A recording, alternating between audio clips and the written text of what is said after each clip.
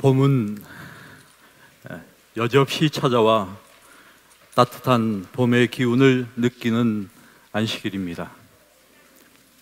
만물은 추운 혹한의 겨울을 보내면서 추위를 견디며 이겨왔습니다. 겨우내 찬바람에 시달렸던 나무들도 희망과 설렘의 음을 틔웁니다. 이제 대지는 푸른 싹을 내놓을 것입니다. 얼어붙은 산 모퉁이에서 긴 겨울을 보낸 진달래도 어둠을 뚫고 일어나 생명을 노래할 것입니다. 이렇게 봄의 도래를 믿는 사람들은 다시 움츠렸던 몸을 바로하고 봄의 목소리를 듣습니다. 어느 소년 소녀들이나 알고 있다. 봄이 말하는 것을. 살아라, 뻗어라, 피어라, 발하라, 사랑하라, 기뻐하라, 새싹을 움트게 하라. 몸을 던져 삶을 두려워 말라. 헤르만 헤세의 봄의 목소리입니다. 이렇듯 바람의 희샘에도 봄은 어김없이 오지만 우리 주변에는 아직 봄을 노래할 수 없는 분들이 많이 있습니다. 외로움 때문에, 어려움 때문에, 답답함 때문에, 고통과 절망 때문에, 낫지 않는 질병 때문에, 혹은 드리워진 삶의 엄청난 무게 때문에 봄을 노래할 수 없는 분들이 있습니다. 희망을 갖기 어렵고 오늘도 여전히 긴 아픔 가운데 있는 분들이 있습니다. 언제 끝날지 모르는 삶의 어두운 터널을 지나는 분들이 있습니다. 내 감격의 언어도 가두고, 감사의 마음도 가두고, 감격의 눈물도 가두고, 일로 자기를 가두고 스스로를 창닫힌 어두운 방 속에 가두어두고 사는 분들이 있습니다. 우리 사는 것이 그런 것 같아요. 아프고 춥고 힘들고 외롭고 바쁜 것 아닌가? 여러분, 저 역시 그렇습니다. 늘 몸은 쑤시 아픕니다. 차갑고 냉정한 환경 속에서 추위를 느끼고 되는 일이 없어 힘들고 친구야 놀자 하고 부르는 사람이 없어 외롭고 해야 할 일은 많아 바쁩니다. 저만 그렇습니까?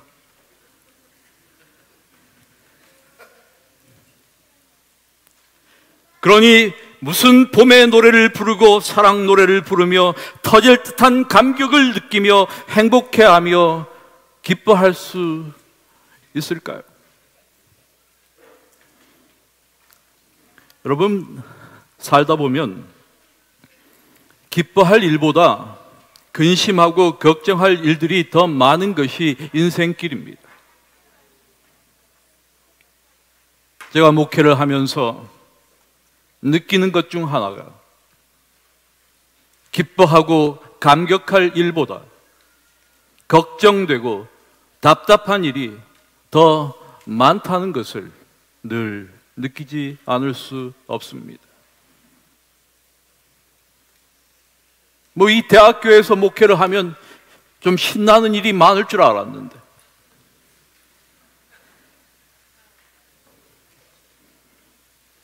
목회를 안 하면 염려 안 해도 될 일들을 걱정하지 않아도 될 일들,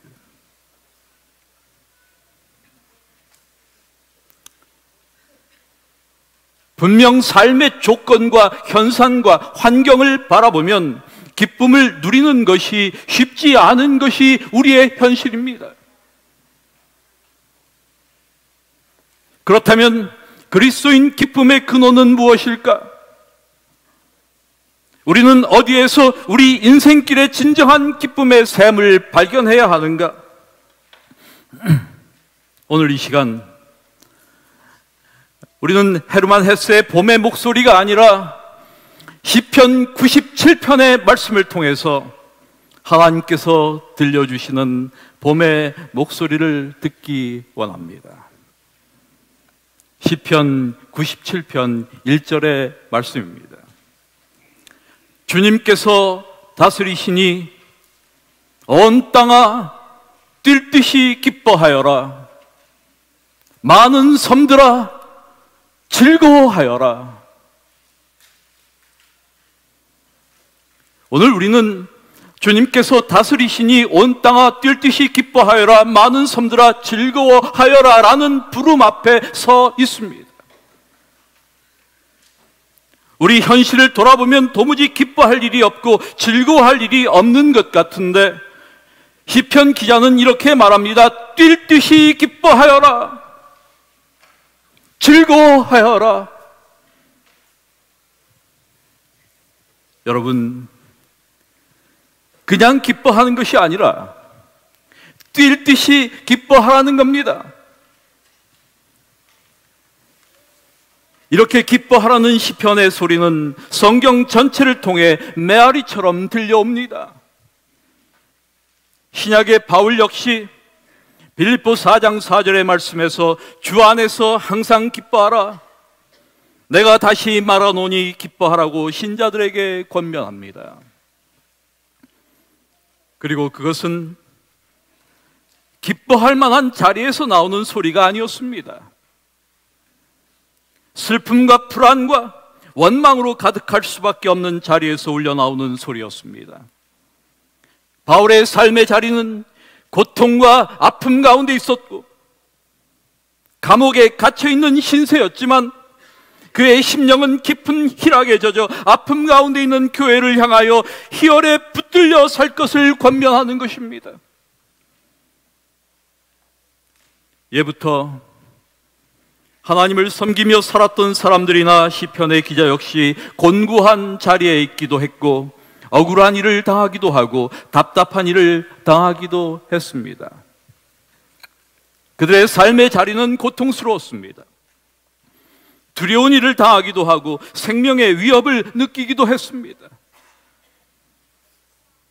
그러나 여러분, 그 어려운 자리에서 그럼에도 불구하고 예배하고 찬송하며 기뻐할 수 있었던 그 이유는 무엇이었을까?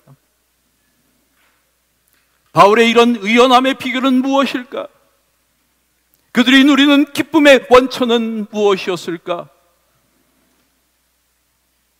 오늘 우리는 시편의 말씀을 주목해야 합니다. 주님께서 다스리신다. 야훼 말라크. 주님께서 다스리신다. 여러분, 이것이 핵심입니다. 고통스러운 자리에서도 이들이 예배하고 찬송하며 기뻐할 수 있었던 것은 그들이 특별한 사람이어서가 아닙니다. 우리와 체질이 달라서가 아닙니다. 그들은 바로 이 중요한 한 가지 사실을 알았기 때문이었습니다. 특별히 가슴 가득한 기쁨으로 노래하는 시편 97편은 그 첫머리에서 그것을 선명하게 우리에게 들려주고 있습니다. 여호와께서 다스리신다. 여호와께서 통치하신다. 주님께서 다스리신다. 야훼께서 왕이시다. 각기 다른 역본이 이렇게 야훼 말라크를 번역하고 있습니다. 여러분, 하나님의 통치 사상 야훼 말라크는 시편의 주제이자 성경의 주제입니다. 예수님께서 우리에게 구하라고 알려주신 기도문의 핵심 중에 하나가 주님의 나라가 오게 하심이었습니다. 그렇습니다. 하나님의 다스림을 삶의 자리에서 확인할 수 있었고 꿈꾸며 살 수 있었기에 그들은 승리할 수 있었고 기쁨의 들도 외칠 수 있었습니다. 그래서 시편에 가장 많이 등장하는 표현 중 하나가 여러분 무엇인지 아십니까?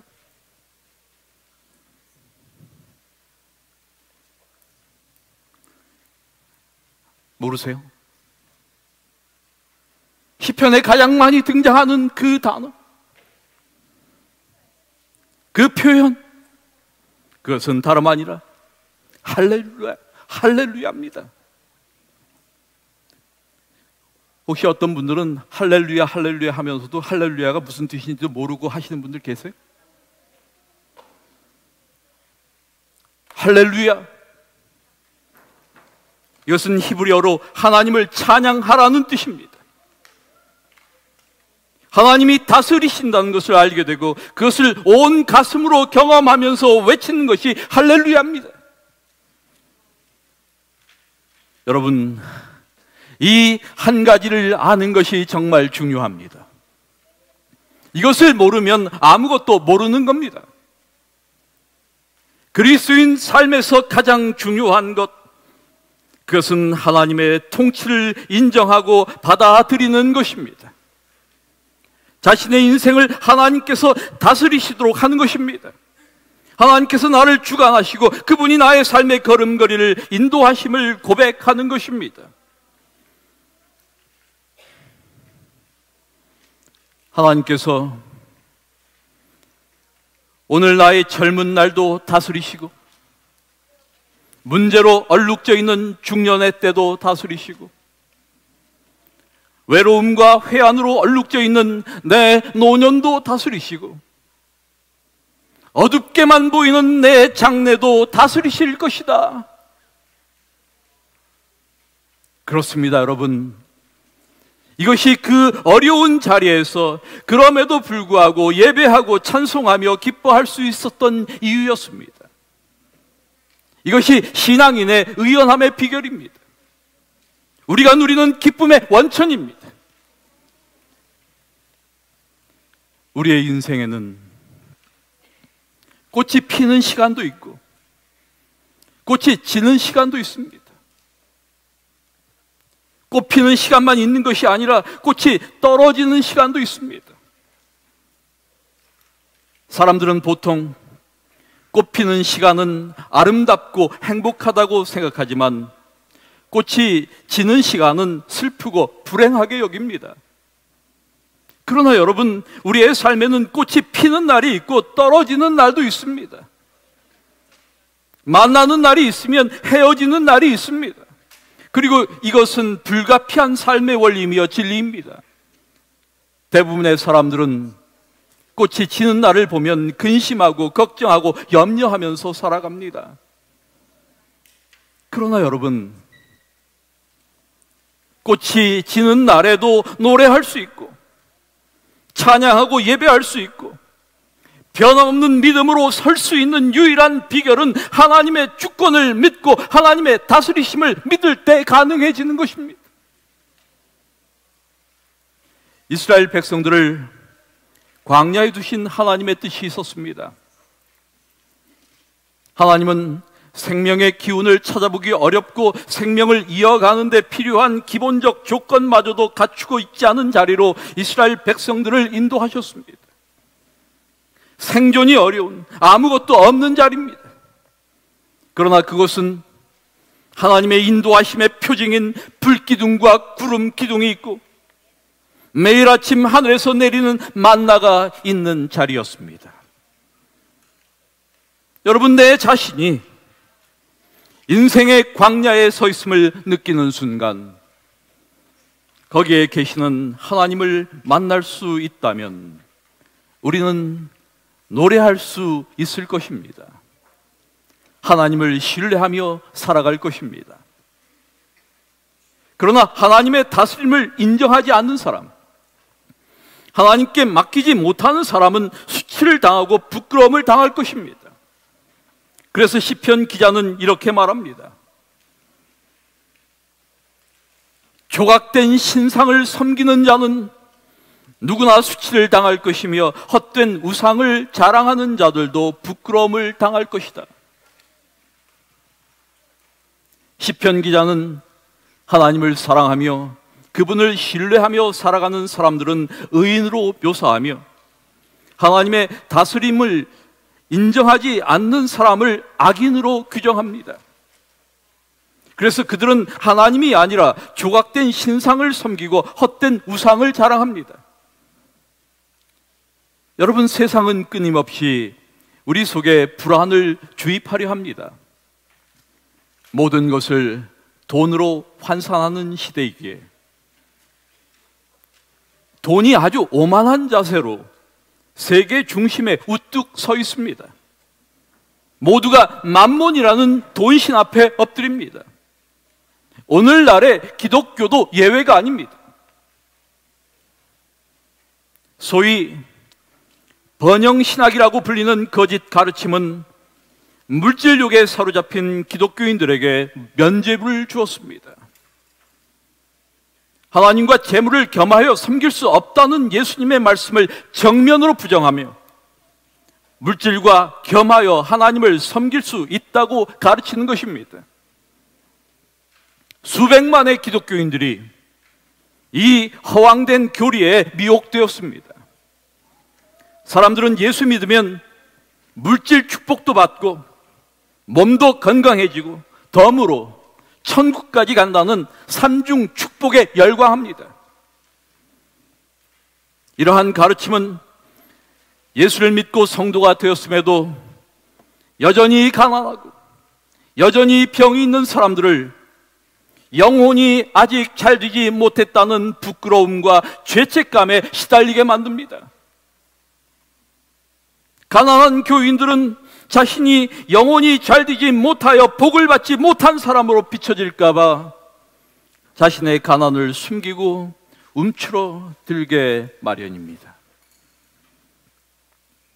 사도 요한이 요한 3서 1장 2절에서 제자인 가이오에게 말하고자 한 것은 내 영혼이 잘된 것처럼 진리 안에서 범사의 바른 길을 선택하고 어떠한 위협에도 흔들리지 않는 강건한 믿음을 갖기를 기도한다라고 하는 뜻이었습니다. 여러분, 이렇게 돈이란 우상을 따라다니다 보면 마음은 황폐해지기 마련입니다. 우리를 밑바닥으로 자꾸만 끌어내리는 것들이 다름 아니라 시편 기자가 말하는 조각된 신상 혹은 헛된 우상입니다. 우상은 실체가 없는 헛것입니다. 이 시대에는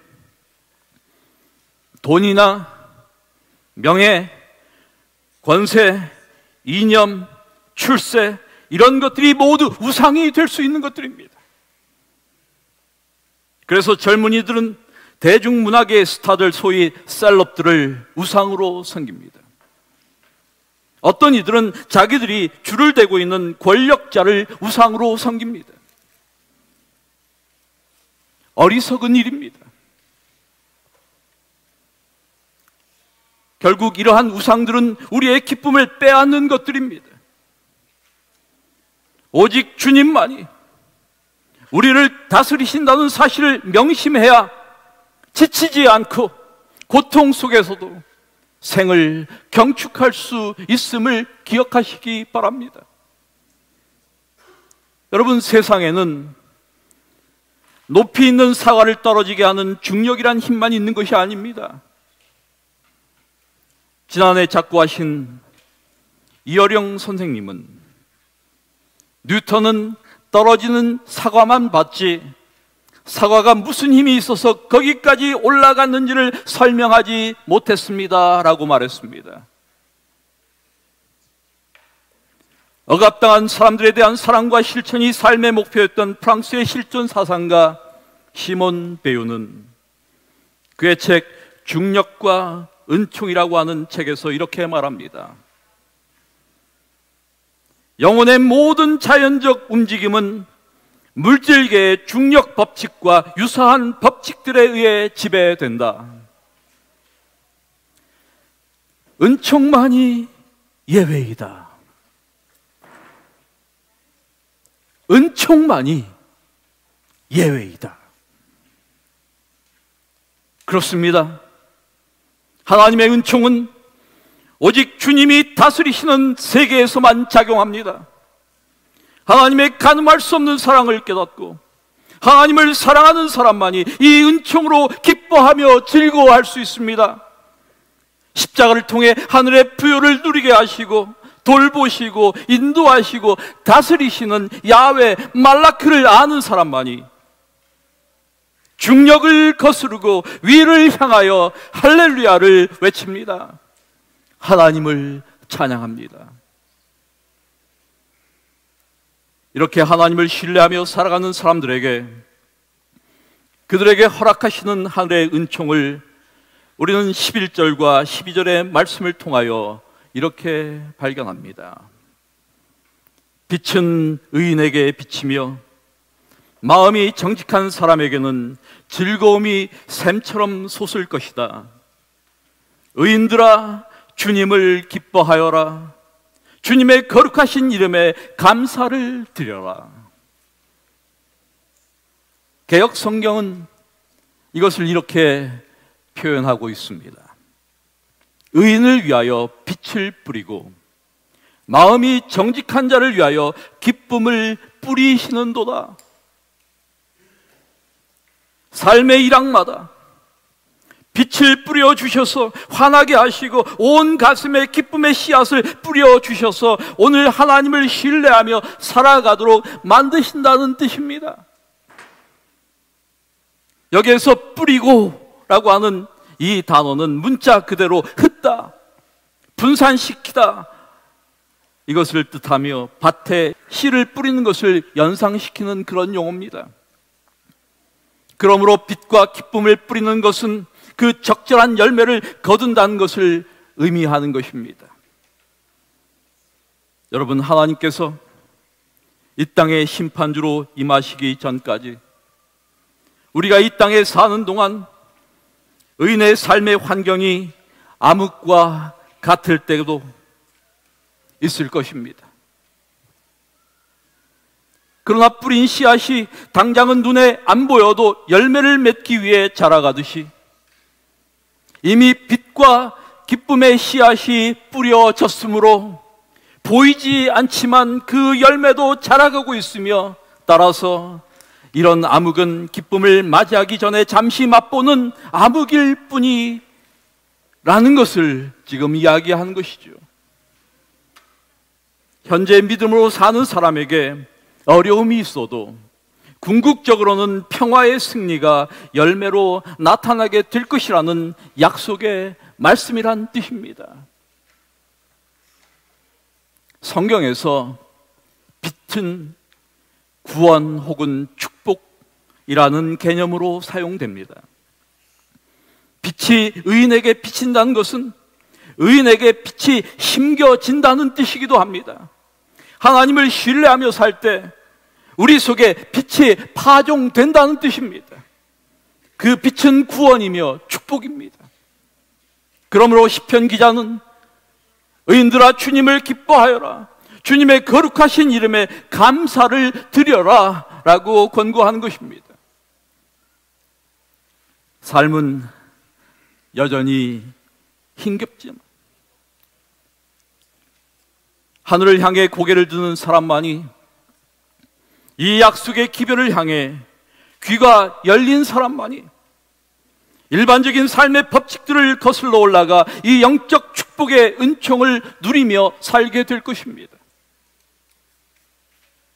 봄이라는 계절은 내 응달진 뒤뜰에 비추오는 봄빛으로 인해 생명들이 약동하고 춤추는 모습을 통해 너도 그분을 만나 춤추는 인생을 살아라, 뻗어라, 피어라, 바라라, 사랑하라, 기뻐하라 말씀하시는 계절입니다. 긴 겨울이 있어서 봄이 더욱 아름다운 것입니다. 온 몸을 얼어붙게 하는 추위가 있어서 생명이 약동하는 봄이 아름다운 것입니다. 긴 겨울, 만물은 봄을 기다렸습니다. 여러분, 지금 우리는 무엇을 기다리고 있습니까? 지금 우리의 삶의 주인은 누구입니까?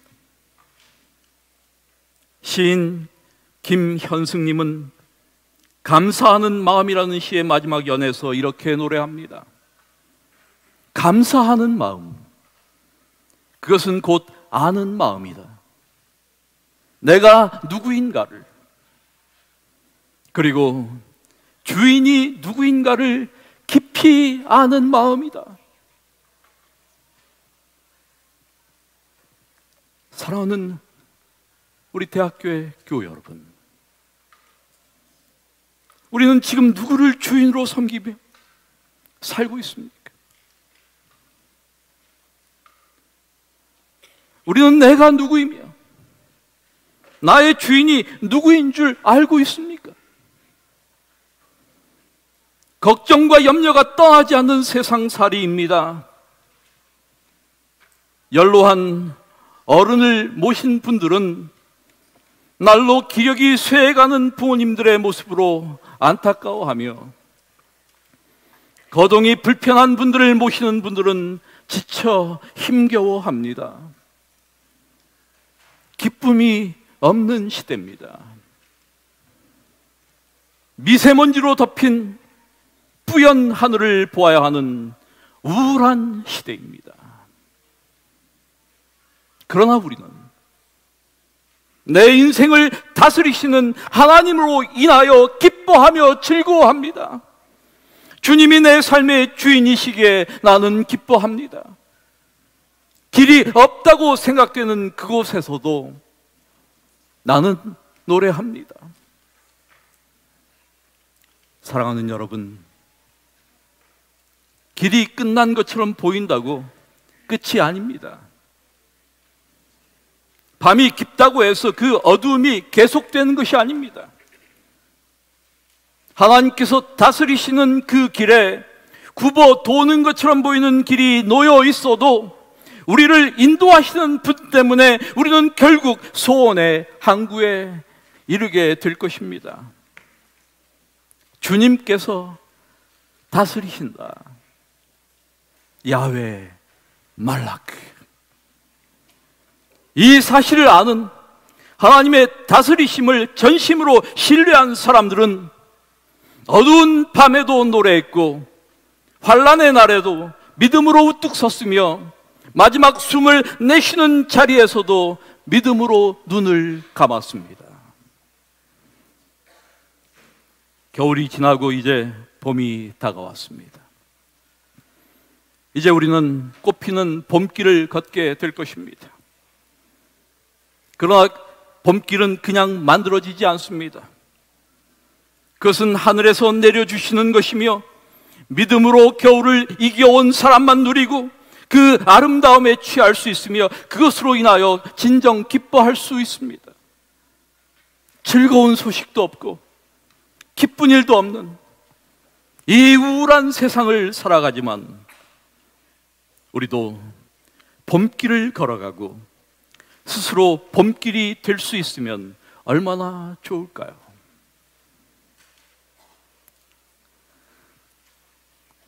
사랑하는 여러분,